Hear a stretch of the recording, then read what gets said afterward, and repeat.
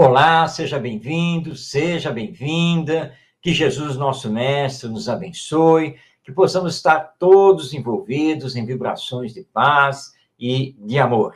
Iniciamos Espiritismo e Educação, que vai ao ar toda segunda-feira, às 8h30 da noite, em transmissão da Web Rádio Estação da Luz. E é uma alegria estar com você, e estamos ao vivo. Veja aí que você pode participar pelo WhatsApp, pode participar pelo Facebook e também pelo YouTube. É só enviar a sua mensagem. Conosco aqui, como sempre, toda segunda-feira, aqui no nosso programa, nosso Ronaldo Gomes. Ronaldo, seja bem-vindo. Muita paz, gratidão, Marcos, gratidão a todos que estão aí nos assistindo, que Jesus nos abençoe e nos inspire mais uma vez no dia de hoje. Gratidão. E hoje nós temos um tema que é muito importante: a educação e o sentido da vida. E nós vamos ter muito assunto dentro disso. E para introduzir, antes de passar aqui a palavra ao nosso Ronaldo, a nossa Rosane Ribeiro, enviando um abraço para nós, especial para o Ronaldo. Já. Um abraço a você também, Rosane. Gratidão. Atualmente, os especialistas, ou seja, psicólogos e psiquiatras, principalmente, têm falado sobre esse vazio existencial, essa falta de sentido mais profundo de vida, principalmente por parte dos jovens. Eles têm dado uma nomenclatura, uma classificação, que alguns, então, chamam isso de doença existencial, outros falam de síndrome de dor da alma. E alguns, inclusive, estão afirmando que, na atualidade, nós vivemos numa sociedade esquizoide. Esses são os termos atuais no campo da psicologia e da psiquiatria. E que o Espiritismo, não é, Ronaldo, já trata disso desde quando surgiu, lá em 18 de abril de 1857, com o lançamento de O Livro dos Espíritos. E nós, então, vamos conversar hoje sobre o porquê disso, o que está acontecendo e o que está faltando. Por que temos essa doença existencial? Por que temos dor na alma? Por que a nossa sociedade está meio que líquida em termos de valores? Afinal, para onde estamos indo? Qual é o rumo desta humanidade? E a educação? Será que ela tem o poder de corrigir isso? Mas como? E qual é o papel do espiritismo nesse contexto? Então, tudo isso nós vamos dialogar, não é, Ronaldo? Perfeito. Eu gostaria de iniciar, vocês me perdoem que eu estou meio afônico e garganta, tudo, sinusite atacando, mas vamos lá. Primeiro dar o conceito sobre educação, que são vários, mas um dos principais dele é instruir, é conduzir, não é isso? Dar o significado também de educação. Falo muito em ensinar, mas ninguém ensina nada a ninguém, né, Marcos? Mas a educação em si é educar. Então, a gente precisa sair desse conceito de uma educação apenas instrutiva, mas ir mais profundamente nesse contexto em que a educação nos pede. Porque nós falamos muito aqui, a educação vem de casa, a educação vem de casa. Tá, mas se vem de casa, eu falo muitas vezes, a escola também, os seus agentes que estão ali, a instituição, seja ela qual for, se é de conceito religioso ou se não é também, não podemos viver numa visão só materialista ou só espiritualista. Ela precisa, antes de mais nada, voltarmos ao conceito dessa educação em que Jesus nos traz como mestre. Trazer esse conceito de humanização, primeiramente.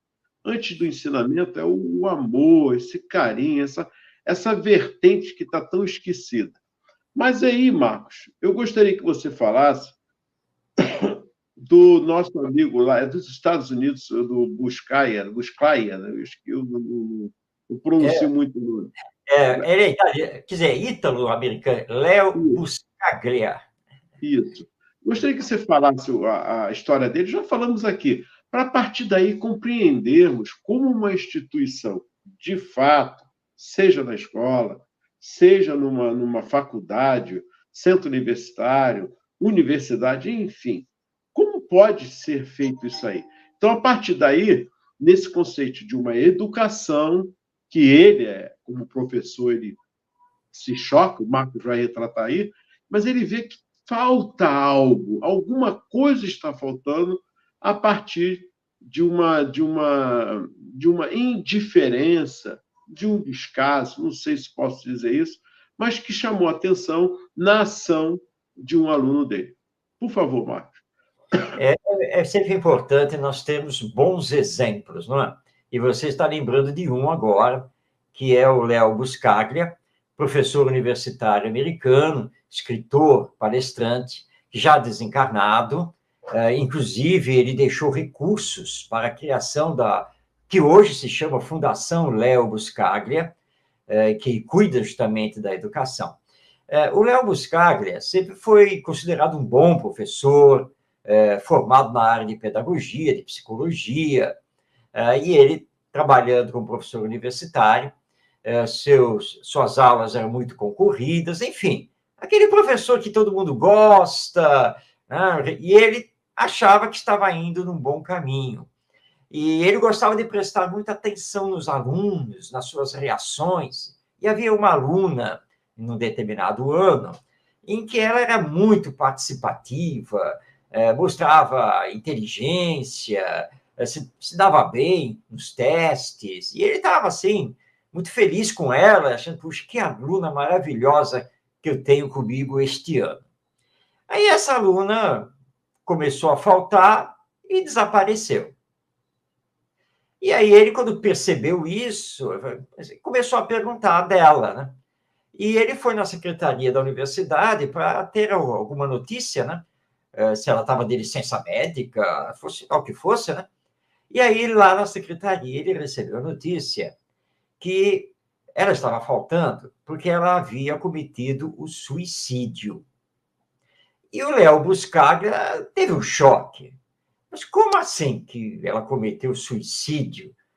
Uma aluna tão participativa, comunicativa, que ia muito bem no curso. E aí, então, ele descobriu que ela passava por problemas íntimos, familiares, muito fortes, aos quais ela acabou sucumbindo. E ele, então, se indagou: como eu, professor dela, interagindo com ela, nunca percebi que ela tinha algum problema? Como pode ser isso? E ele diz assim: eu até aquele momento me considerava um bom professor. Mas aí descobri que eu não era um bom professor, porque eu não tinha tido a capacidade de detectar o íntimo daquele aluno, o problema do aluno. Bem, aí ele pediu licença da universidade, tirou férias, porque ele falou assim: eu precisava repensar as coisas. O que eu estava fazendo na universidade exatamente? Porque os alunos são seres humanos. Eu sou um ser humano. Mas eu não fui capaz de detectar o ser humano que estava ali na minha frente. Então ele saiu de férias e começou a estudar. E disso ele resolveu viajar e fez uma turnê pela Índia. Lá na Índia ele descobriu o budismo, que ele, na verdade, não conhecia, né? E o budismo o fez se olhar do ponto de vista espiritual. Bom, ele ficou 2 anos afastado quando ele retornou. E, ao retornar, ele fez uma proposta à reitoria da universidade, que ele não queria voltar só para ser o mesmo professor de antes, no mesmo curso, né, e assim por diante. Que, na verdade, ele queria trabalhar em cursos de extensão e que ele tinha um curso de extensão a oferecer. E aí, tudo bem, não há problema nenhum. Qual é o curso? É o curso Amor. Aí, claro que o reitor estranhou. Curso Amor? E o que você pretende ensinar nesse curso? E aí ele disse para o reitor: bom, ensinar, eu não pretendo ensinar nada.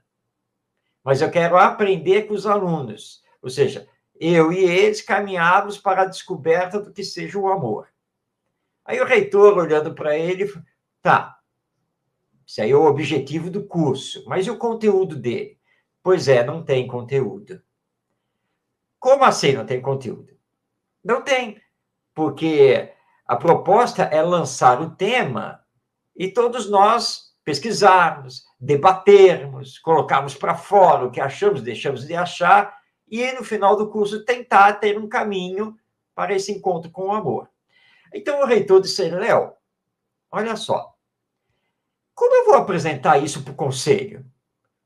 Um curso de extensão chamado Amor que não tem currículo. E eu sei que você é o Léo Buscaglia e que você é muito bem considerado e que todos nós queremos que você volte a ser professor da universidade. Mas como eu vou defender isso? Não, você vai defender. É o que eu quero fazer. E eu vou com você, eu vou defender.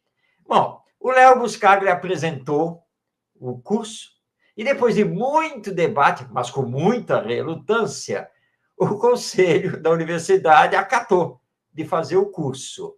Mas, claro, limitou o número de vagas. Bom, vamos ver no que vai dar isso, né? E os alunos também desconfiaram, porque um curso chamado Amor, mas é o professor Léo Buscaglia, né? Ai, todo mundo gosta dele. Bem, aí os alunos foram se inscrevendo e o curso foi feito. E foi um sucesso. E aí o curso foi se repetindo. E um aluno pediu permissão ao Léo Buscaglia para filmar uma aula. E ele permitiu, tá, pode filmar, não tem problema nenhum, tá? E ele filmou. Esse aluno tinha um pai, o pai desse aluno trabalhava na TV local. E esse aluno, então, em casa, estava lá assistindo a fita. É fita mesmo, tá, gente? Estamos falando aqui do antigo videocassete, que não existe mais, né? E o pai passou assim pelo quarto, olhou, parou e começou a assistir. Falei, quem é esse aí que está falando aí agora? É o meu professor lá da universidade, o Léo Buscaglia. Mas que aula é essa? Não, é um curso que está tendo lá agora, que eu também estou fazendo, sobre o amor, assim, assado. Aí eu gostei disso. Faz uma cópia dessa fita para mim. Ah, faço agora, pai. E ele fez. O pai pegou a fita e levou para a TV e foi apresentar lá para o diretor. Aí o grupo se reuniu, assistiu. Caramba, isso é muito bom. Vamos colocar no ar. Vamos colocar no programa tal. E colocaram, fizeram uma reportagem e colocaram. Nossa, da noite para o dia e do dia para a noite, o Léo Buscaglia ficou famoso. O curso dele, que começou com 200 alunos, passou para 800, e com fila de espera. E ele começou a ter que fazer palestras para apresentar a temática e também começou a escrever. Os livros do Léo Buscaglia, praticamente todos traduzidos para o português, venderam milhões de exemplares, não apenas nos Estados Unidos, mas mundo afora. E até o final da sua vida, o Léo Buscaglia trabalhou essa questão do amor como um sentido de vida. Trabalhou essa questão da nossa espiritualidade.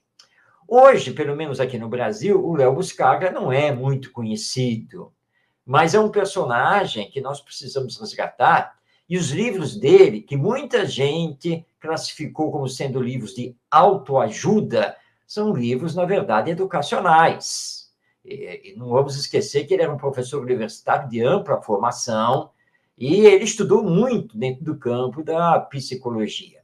Então, nós temos um professor universitário, psicólogo, contemporâneo nosso, e que detectando esse problema dessa doença da alma, se preocupou em trabalhar incessantemente por isso. Então, eu recomendo aqui a todos que procurem os livros do Léo Buscaglia. Ele era descendente de italianos. Procure os livros, eles estão traduzidos para o português. Vale a pena fazer a leitura dessas obras, porque ele apresentou um caminho, e um caminho muito bom para termos um melhor sentido para a vida. Perfeito, Marcos. Está aí. A partir daí já começamos a entender o que é uma educação. Que é esse desenvolvimento do ser humano, na sua integridade total, das suas potencialidades, nós podemos chamar assim também habilidades e competências. Esse é um dos sentidos principais da educação, que não visa tão somente a instrução. Ou seja, ele se preocupa também com o ser humano, com o outro. Então, a partir daí, já podemos compreender que o ato de educar é tão somente você à frente com o outro e o outro com você. É uma troca constante.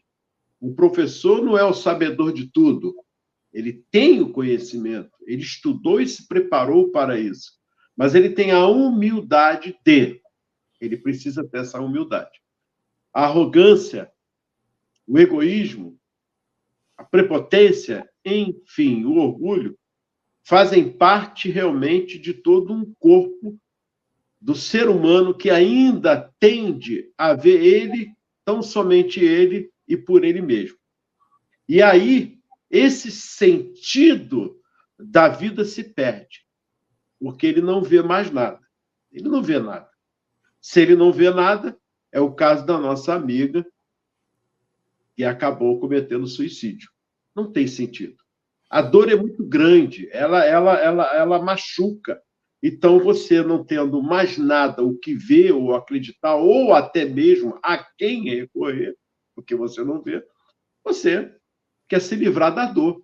É uma dor imensa. Você não consegue, você quer extirpar aquela dor. Como? Tirando a própria vida. Mas, quando você tem esse aspecto em que Léo Buscaglia traz para nós aí, já começando por aí, e Samitiba, quando diz quem ama, educa, aí nós vamos lá em Jesus, Marcos.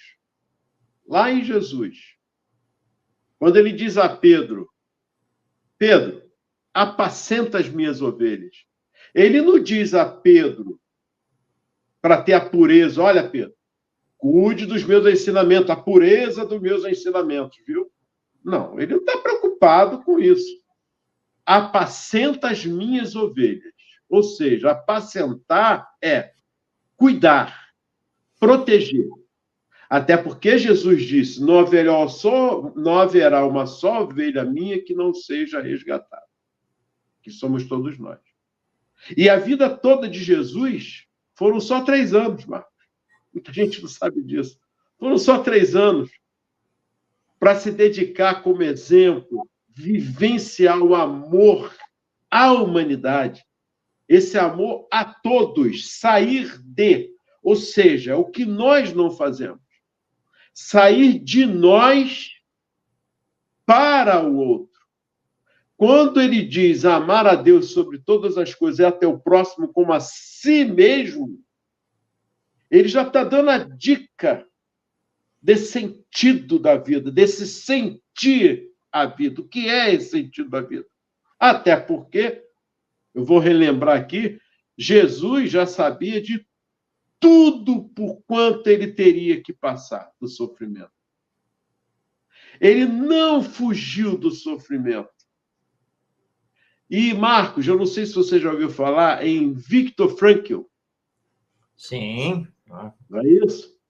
Que viveu 4 campos de concentração na vida dele, e ele fala sobre esse sentido da vida. E ele mostra que, naquele momento, esse campo de concentração é para nós também. Quando nós estamos no nosso sofrimento ou na dor, aquele campo de concentração. Eu estou fechado, é o câncer, é um problema financeiro, é um problema de doença, é um problema de morte. Enfim, são várias situações, até porque um dos pontos desse sentido da vida é não mensurarmos a dor de A ou de B, porque não podemos mensurar. Cada um de nós sabe aonde a dor aperta. Mas esse sentido da vida é você sair, de fato, de você. Quando o Léo, o professor, sai dele e começa a divisar, epa, peraí, há algo errado. Eu preciso ver o outro. Eu preciso enxergar o outro como educador. Eu preciso ter no outro algo a mais que não é só essa instrução. Jesus fez isso. Mestre, sim, eu sou. Mas, bom, só o Pai que está no céu. Chamando, conclamando a nós sobre esse amor. E Viktor Frankl, ele deixa claro que no campo de concentração, uma das coisas que chamou muita atenção a ele, que muitos, pela dor, faziam suicídio e ia para arame, para aquelas cercas que eram eletrificadas, e se jogavam, Marcos. Sabe como é que é a história? Quem não sabe vai ver a história. E se jogavam e se matavam. Outros não. Começaram a buscar esse sentido da vida em várias coisas. Uma delas foi as migalhas de comida que tinham a uns com os outros a ajudar um ao outro. Ou seja, sair daquela do eu, desse eu fechado, porque todo mundo está sofrendo. Não tem para onde sair, está todo mundo numa situação só. Em outros momentos, faziam arte. Aí ele ainda diz assim, o que é arte? Né? O que é a arte daquele momento? Mas é arte. Você vê, aí nós voltamos em o filme A Vida é Bela, para que nós possamos a ver, Marcos, olha só, não tocamos nem ainda no Espiritismo, hein, Marcos? Nós só estamos mostrando como temos aí vasto campo para nos mostrar. Nós temos aí, no movimento espírita, Chico Xavier, com seu sofrimento, Madre Teresa de Calcutá, Irmã Dulce, que sofria muito, ela dormia, muitos não sabem, sentada, ela não podia dormir, né, Marco? Ela tinha a cadeirinha dela, depois você podia contar essa história. Ela tinha que ficar, porque a falta de ar, enfim, ela tinha um problema sério, mas esse amor pelo outro supria todos os problemas. Nós temos o nosso Jerônimo, o gigante deitado, que ele tinha o que nós podemos chamar hoje o reumatismo, mas não era o reumatismo, que ele vai atrofiando aquela dor, né? Ele nem se mexia, e eram dores, ele ia dar palestra deitado. Uma vez perguntaram a eles, como é que você consegue, meu irmão? Você vir aqui, né? Dar palestra deitado e tudo, e pessoal, eu sou um felizado, coisa que vocês não têm. Aí, todo mundo me carregando, vocês têm que vir andando. Olha, ele ainda brincava com a própria situação. Marcos, eu acho que você já começou a entender, né? Mais ou menos, onde nós queremos chegar. Não tocamos ainda, e semana que vem nós vamos continuar com esse tema. Então, Marcos, o sentido da vida é o quê? Seria sair desse campo de concentração que nós vivemos, o eu, só pensando em mim, não olhando ao derredor do que eu posso fazer com o outro ou para o outro.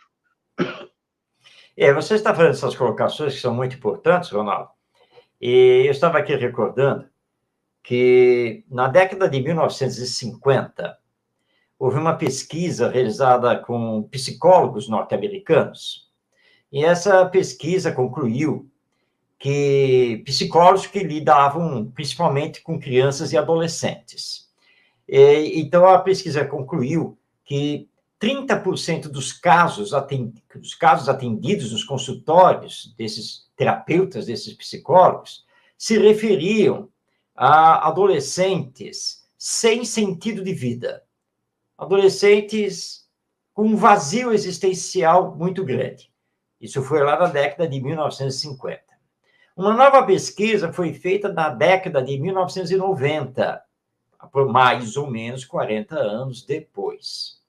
E concluiu que 65% dos casos envolvendo adolescentes, jovens, eram de vazio existencial, falta de um sentido maior para viver. Ou seja, em 40 anos, mais que dobrou. Então, saiu de 30% na década de 50 para 65% na década de 90. Nós temos que nos perguntar o que aconteceu nesse período todo. porque um número muito maior de jovens está perdido na vida. Nós sabemos que isso é um fenômeno mundial, que os índices de suicídio vêm crescendo, inclusive aqui no Brasil. Bom, você tocou num ponto muito importante dentro disso, que é precisamos quebrar a casca e sair de nós mesmos. Lembrar que somos seres humanos. E como seres humanos, nós somos dotados ao mesmo tempo de inteligência e de sentimento. Nós somos seres emocionais. E não podemos viver só para nós. Temos que também perceber o outro, saber se colocar no lugar dele e movimentar a nossa vontade, a nossa inteligência, também a benefício do outro. Afinal, e você lembrou bem isso, nós estamos juntos, não é? Ninguém vive isolado, ninguém consegue se dar bem na vida sem estar com os outros, depender dos outros. E aí eu separei para trazer aqui para o nosso programa, dentro dessa temática, o Leon Denis, esse nosso querido filósofo e escritor espírita. Ele tem um trecho na introdução do seu livro O Problema do Ser, do Destino e da Dor, que é muito importante para nós refletirmos. E o trecho é o seguinte, eu vou ler aqui, vamos lá. Ninguém o confessaria mais francamente. A filosofia da escola, depois de tantos séculos de estudo e de labor, é ainda uma doutrina sem luz, sem calor, sem vida. A alma de nossos filhos, sacudida entre sistemas diversos e contraditórios, o positivismo de Auguste Comte, o naturalismo de Hegel, o materialismo de Stuart Mill, o ecletismo de Cousin, etc., flutua incerta, sem ideal, sem fim preciso. Daí o desânimo precoce e o pessimismo dissolvente, moléstias das sociedades decadentes, ameaças terríveis para o futuro, a que se junta o ceticismo amargo e zombeteiro de tantos moços da nossa época. Em nada mais creem do que na riqueza, nada mais honram que o êxito. Então, esse é o trecho que eu marquei aqui para nós iniciarmos uma reflexão. E olha, Leon Denis escreveu isso em 1909. Tem mais de um século. Mais de um século. E ele já estava horrorizado vendo o que estava acontecendo naquela época na Europa com a nova geração. Ele se refere aqui à escola, mas vamos colocar a família também, né? Porque você, Ronaldo, disse assim, você lembrou logo no início do programa, é dizer assim, não, educação vem de casa. Nós precisamos conversar sobre isso. Qual educação vem de casa? Qual é a educação, né, que pertence à família, que os pais precisam desenvolver junto aos seus filhos? Essa expressão educação vem de casa nos leva à questão comportamental. Portanto, educação vem de casa significaria educação moral, a educação dos bons costumes, a educação de saber respeitar o outro e assim por diante. Portanto, é uma questão moral. Se essa educação vem de casa, qual é a educação que vem da escola? Bem, aí seria a educação que instrui, né? A educação que ensina, mas você lembrou também muito bem, na verdade, ninguém ensina ninguém, porque todos somos aprendizes e precisamos aprender uns com os outros. E aí é que a nossa sociedade cometeu um equívoco terrível. Desmembrou a educação. Quando a educação é algo integral. Bom, quando se fala de qualquer coisa ligada à moral, é problema da família. Quando se fala a conhecimentos, a uma formação tecnológica, profissional, aí é questão da escola. Foi um equívoco terrível, porque nós esquartejamos literalmente a educação e não sobrou quase nada. Porque na medida em que a família não quer saber do que a escola deveria fazer, e a escola não quer saber do que a família deveria fazer, nós temos gerações atrás de gerações perdidas. Hoje nós estamos assistindo um embate ideológico terrível, de esquerda, de centro, de direita ultraconservadora, de esquerda radical, disso, daquilo. Mas todas essas doutrinas são materialistas. Nenhuma leva em consideração a espiritualidade, a transcendência da vida. Nada. E o que nós estamos vendo aí, como já dizia Leon Denis, é um embate pela riqueza, pelo status social, pelas vantagens pessoais ou de pequenos grupos de interesse e assim por diante. Portanto, vive-se apenas para si mesmo. Mas quando fazemos isso, nós alicerçamos, estruturamos a nossa vida no egoísmo. Ou seja, somos egoístas, porque não queremos saber dos outros, só queremos saber do nosso bem bom. Ah, mas tem que ser assim, porque a morte vai levar tudo.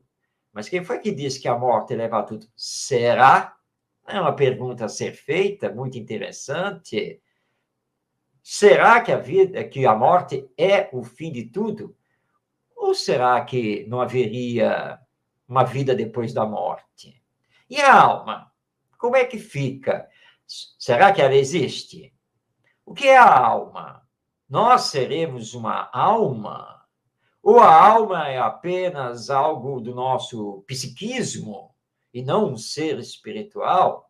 São coisas que nós precisamos debater, porque a religiosidade e a espiritualidade estão conosco desde tempos imemoriais.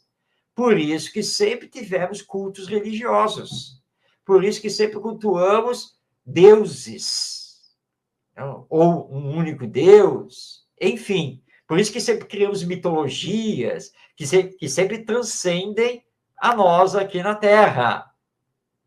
Ora, essas coisas não acontecem gratuitamente. E todos nós procuramos um sentido de viver. Mas para ter esse sentido de viver, realmente nós precisamos rediscutir a educação. Então, a educação moral não pode ser apenas da família, como a educação e instrução não pode ser apenas da escola. Na verdade, todo ser humano é um ser integral. Por quê? Porque ele já traz a inteligência e já traz o emocional com ele. Nos mais diferentes graus, é verdade. Mas todos nós somos inteligentes, todos nós somos emocionais, temos sentimento. Todos temos. Então, como estamos separando uma coisa da outra? Nós não podemos fazer isso. Então, nós temos que considerar o ser humano como um ser integral para promovermos uma educação integral. Mas aí eu já sei o que algum pai, alguma mãe que está nos assistindo acabou de pensar. É por isso mesmo que eu estou procurando uma escola de horário integral. Mas, Ronaldo, escola de horário integral é a mesma coisa que educação integral? Outra questão para pensarmos. É levar pelo pé da letra a situação sem levar o que está realmente intrínseco aí. Quando aquele filme também, você estava falando, eu estava lembrando do filme, do Essencial e Invisível aos Olhos, do Pequeno Príncipe, Sim. que realmente é o sentido da vida. Ele ali mostra o tempo todo o sentido da vida. Esse essencial é invisível aos olhos. Agora, o que é essencial nesse sentido da vida? Eu vou ler um trecho aqui do que o Victor Frankl traz. Ele diz assim: eu gostaria de citar um exemplo. A mãe de um menino que morrera na idade de 11 anos deu entrada na minha clínica após uma tentativa de suicídio. O Dr. Kurt convidou-a a participar de um grupo terapêutico. Ocorreu que, em certa ocasião, eu entrei na sala da clínica em que ele dirigia esse psicodrama. Ela estava contando a sua história. Quando seu filho morreu, ficou sozinha com outro filho, mais velho, que era aleijado, vítima de paralisia infantil. O pobre rapaz estava preso a uma cadeira de rodas. Sua mãe, entretanto, rebelou-se contra o destino dela. Mas quando tentou suicídio juntamente com ele, foi o filho aleijado que a impediu. Ele gostava de viver. Para ele, a vida continuara a ter muito sentido. Por que não se dava o mesmo com a sua mãe? Aí ele para, eu não quero continuar, para que a gente reflita. Olha que interessante. Ela não veio a cometer o suicídio, porque o filho aleijado, que teve a paralisia infantil, queria viver, ele tinha o sentido da vida. E aí ele lembra que um rapaz aos 17 anos, que era nadador e tal, ficou paraplégico. Então, ele conheceu a história e convidou esse rapaz. Esse rapaz ficou paraplégico, só a cabeça, não podia mexer nada. E ele falou, eu fiquei parado para baixo, mas não fiquei parado para a vida. Então, o que ele fez? Se formou em psicologia porque ele falava que o sentido da vida que ele tinha era ajudar o outro. Então, como psicólogo e como exemplo vivo, ele passou a dar palestras. Olha só como ele... Então, olha, nós estamos falando no campo da vida normal. Ele é interessante, porque ele não entra no aspecto da religiosidade. Ele está certo, porque ele é terapeuta, filósofo, mas olha que bacana ele entrar nesse sentido da vida de viver. Então, não venhamos com desculpas. Ah, mas eu não acredito na religião. Você pode ser ateu, pode ser o que for. E ele era ateu. E não é mais. Ele conta a história, ele era ateu. E no campo de concentração, ele começou a observar isso, a conversar com os amigos, a todos eles. Nós estamos aqui, quando ele viu aí aquela luzinha e tal, ele viu que ele conseguiu, com a logoterapia que ele cria, acabar, na época dele, lá num grupo, com os suicidas.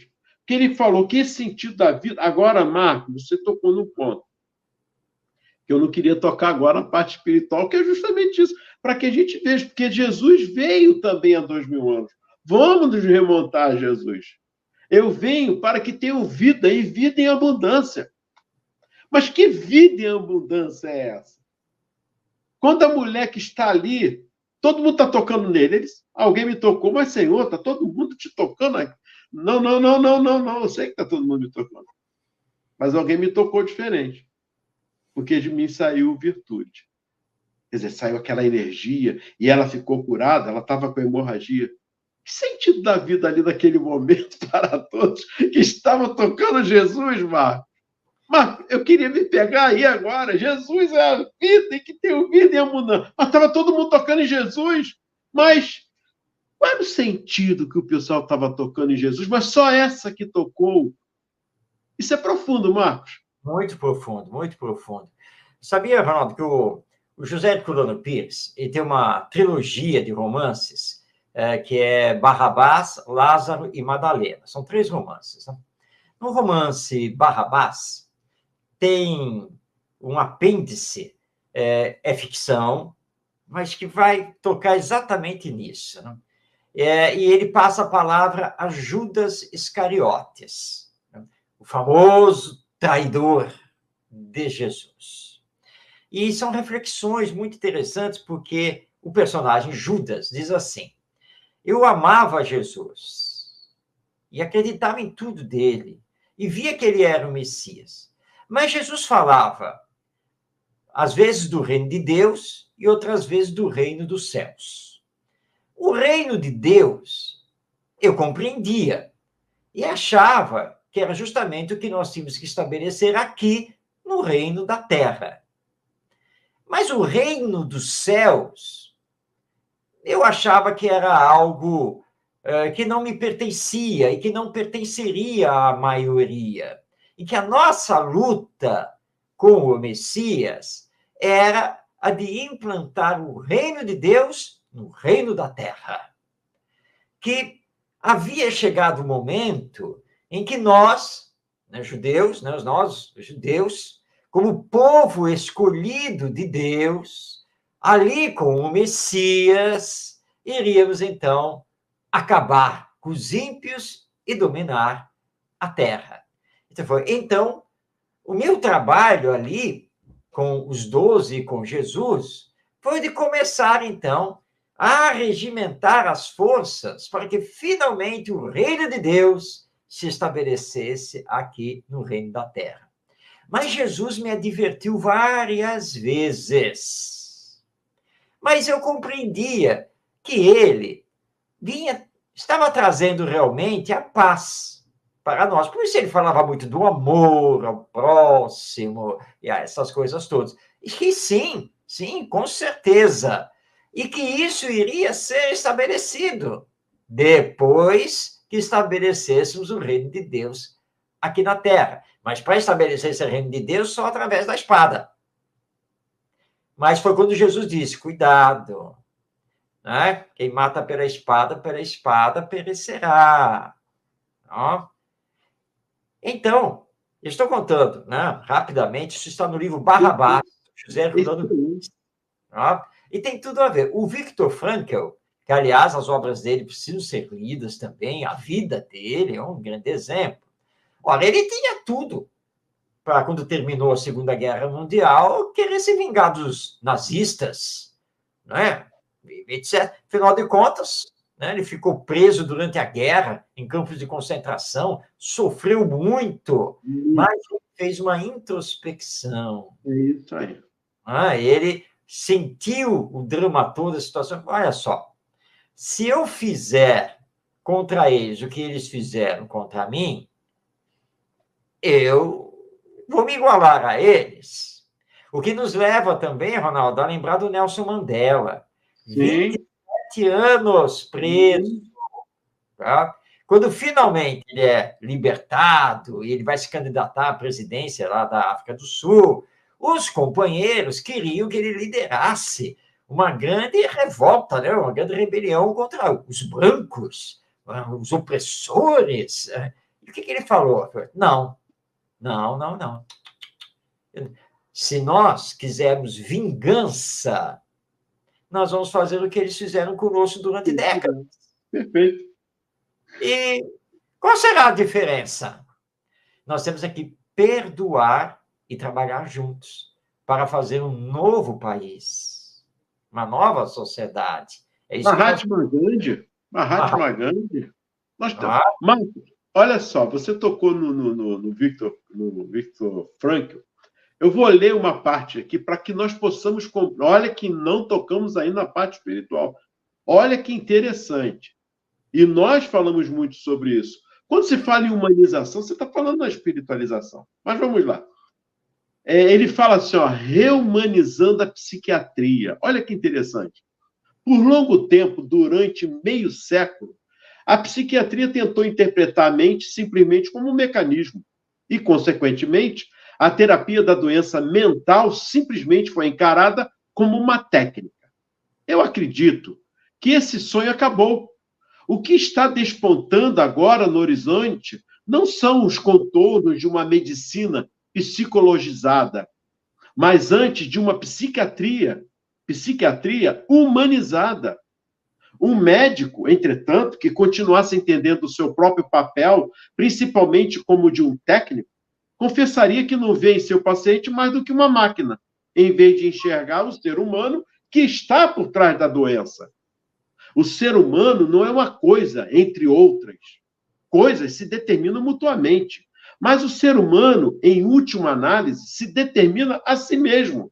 Aquilo que ele se torna dentro dos limites dos seus dons e do seu ambiente. É ele que faz de si mesmo. No campo de concentração, por exemplo, esse laboratório vivo que eu vivi e campo de testes que ele foi, observamos e testemunhamos alguns dos nossos companheiros se portarem como porcos, ao passo que outros agiram como se fossem santos. A pessoa humana tem dentro de si ambas as potencialidades. Qual ser concretizada? Depende de decisões e não de condições.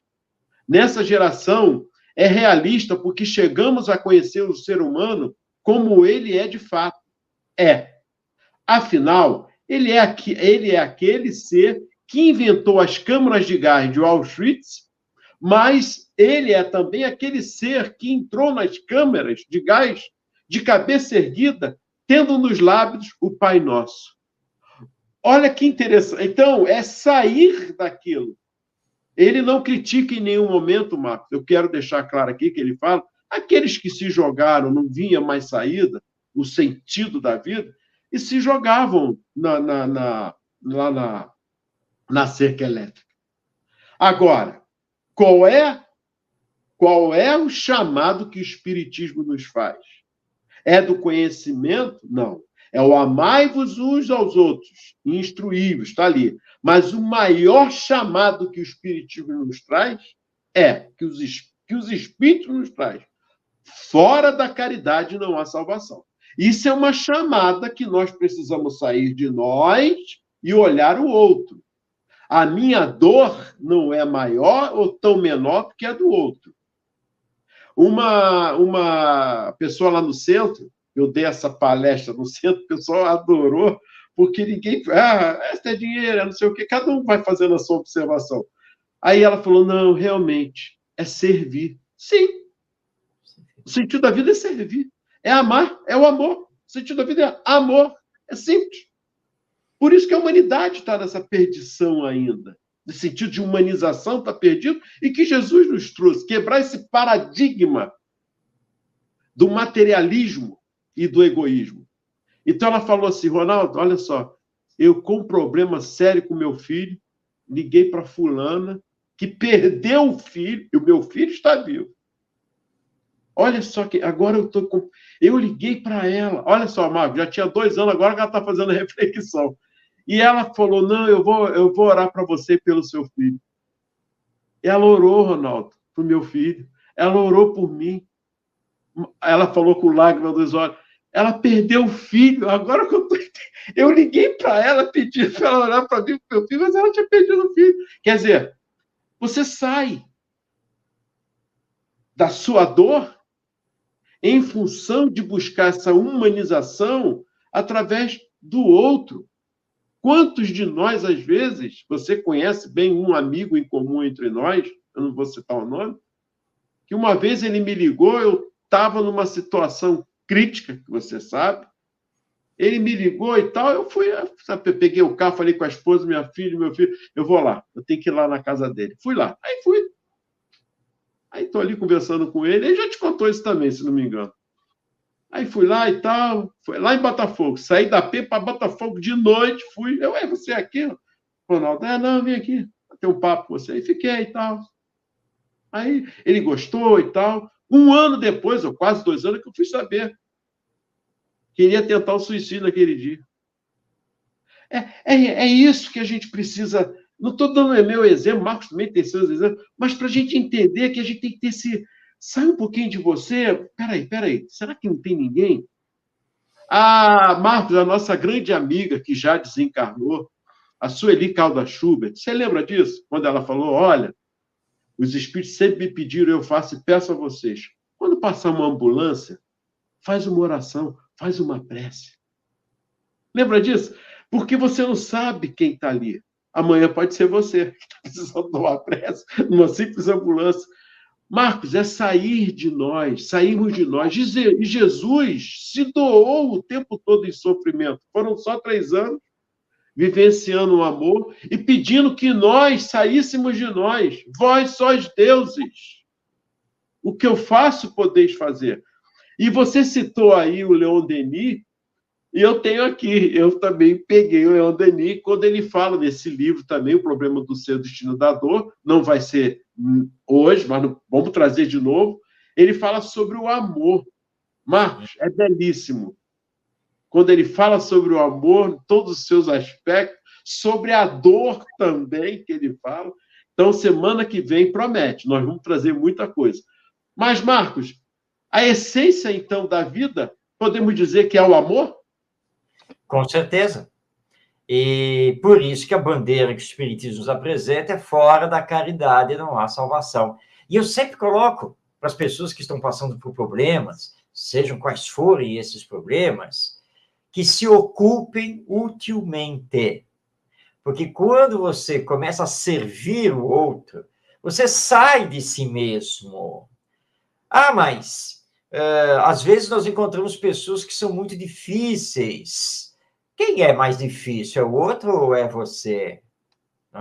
E com a pessoa difícil, você vai poder realizar uma série de aprendizados, como ser mais compreensivo, mais tolerante, mais paciente, que tudo tudo pode nos ensinar, tudo pode trazer para nós grandes aprendizados.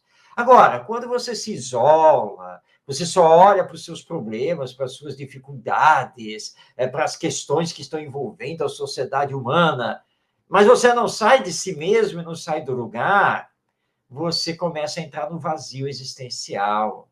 A depressão começa a se aninhar em você, e daqui a pouco você já não está mais vendo perspectivas. Não pode. Então, ocupe-se utilmente. Por isso que no meio empresarial, já de um bom tempo, se fala, por exemplo, de liderança servidora, porque nós já aprendemos com Jesus que temos que servir. Ele mesmo dizia que ele não tinha nem uma pedra para poder recostar a cabeça. E ele não parava, ele vivia servindo, atuando junto aos outros, percebendo os outros, atendendo os outros, ensinando para todos. Então, ele era o próprio exemplo. Já foi citado aqui a Madre Teresa de Calcutá, né, a Irmã Dulce, o Chico Xavier, o Divaldo Franco, Mahatma Gandhi, e tantos outros personagens. Sabe o que é comum entre todos eles? Servir. Estar ocupado utilmente o tempo todo.